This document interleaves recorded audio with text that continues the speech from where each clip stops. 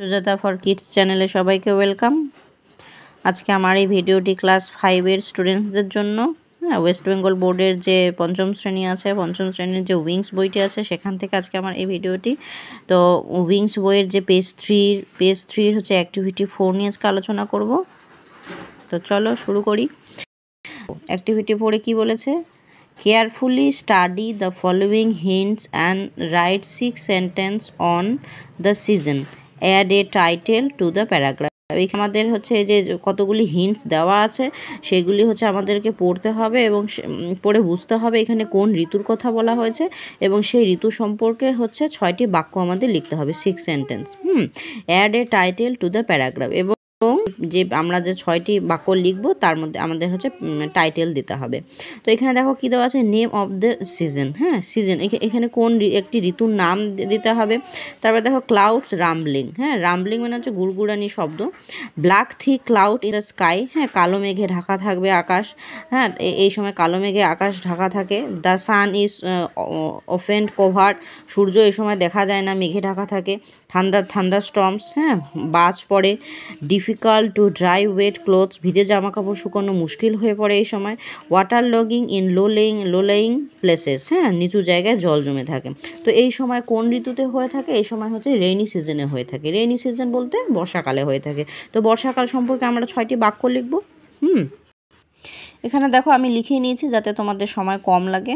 এবার তোমাদের বুঝিয়ে দিচ্ছি। দেখো দ্য রেইনি সিজন, বর্ষা ঋতু, বর্ষাকাল। The name of the season is rainy season. এই ঋতুটির নাম হচ্ছে বর্ষাকাল। The season is often covered with dark cloud. Dark ক্লাউডের জায়গায় তোমরা লিখতে পারো ব্ল্যাক ক্লাউড। এই সময় হচ্ছে সূর্য হচ্ছে মেঘে ঢাকা থাকে, অন্ধকার হয়ে থাকে, তাই না আকাশ। The clouds are rumbled in the sky.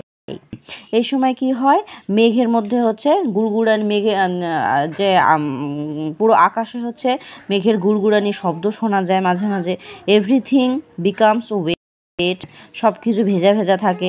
Sometimes it becomes thunderstorm, কখনো কখনো আবার কি হয়, বজ্রপাত হয়। ইট ইজ ডিফিকাল্ট, এই সময় হচ্ছে ভিজে জামা কাপড় শুকানো মুশকিল হয়ে পড়ে। The water is locked in places, নিচু জায়গায় হচ্ছে জল জমে থাকে।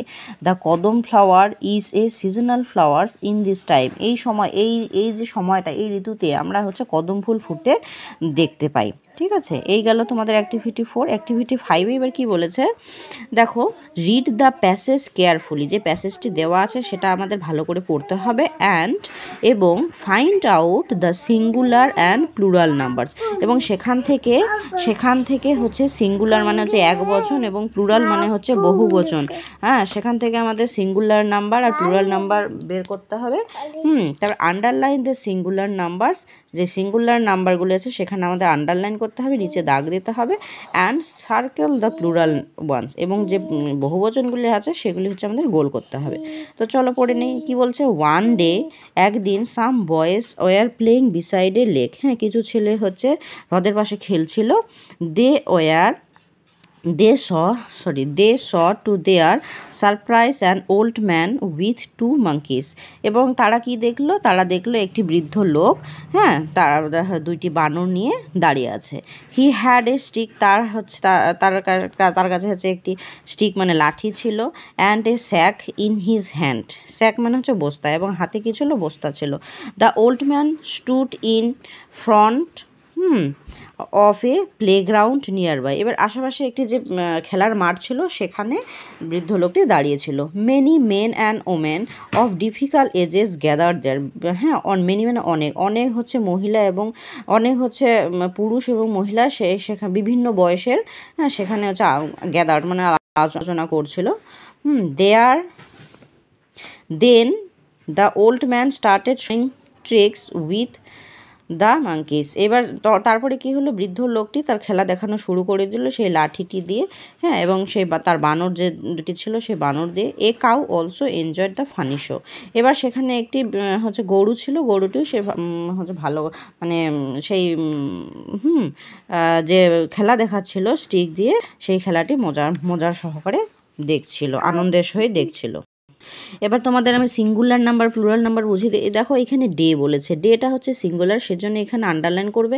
বয়েস দেখো এস যুক্ত আছে মানে এখানে প্লুরাল ফর্মে আছে, হ্যাঁ অনেকজন বাচ্চার কথা বোঝানো হয়েছে সেজন্য এখানে বয়েস।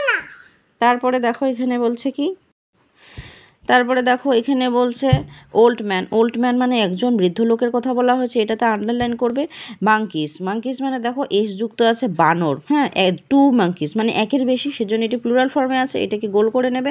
তারপর দেখো এখানে স্টিক, স্টিক মানে হলো কথা বলা হয়েছে এ স্টিক, স্টিকে আন্ডারলাইন করবে। স্যাক, এ স্যাক মানে একটি বস্তা, বস্তায় আন্ডারলাইন করবে স্যাকে। তারপরে হ্যান্ড মানে হচ্ছে হাতের কথা বলা হয়েছে, একটি হাতের কথা বলা হয়েছে, তাহলে আন্ডারলাইন করবে। দ্য ওল্ড ম্যান, আবার ওল্ড ম্যান আন্ডারলাইন করবে, একটি মানুষের কথা বলা হয়েছে।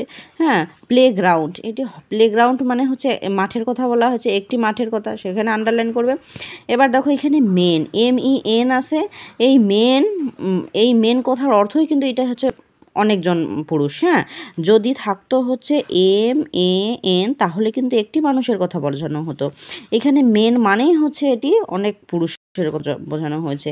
আবার এখানে দেখো ওমেন, যদি থাকতো WOAN ওমেন তাহলে কিন্তু একটি মহিলার কথা বোঝানো হতো, কিন্তু এখানে WOMEN সেজন্য এখানে প্লুরাল ফর্মে আছে, এখানে হচ্ছে অনেক মহিলার কথা বোঝানো হয়েছে।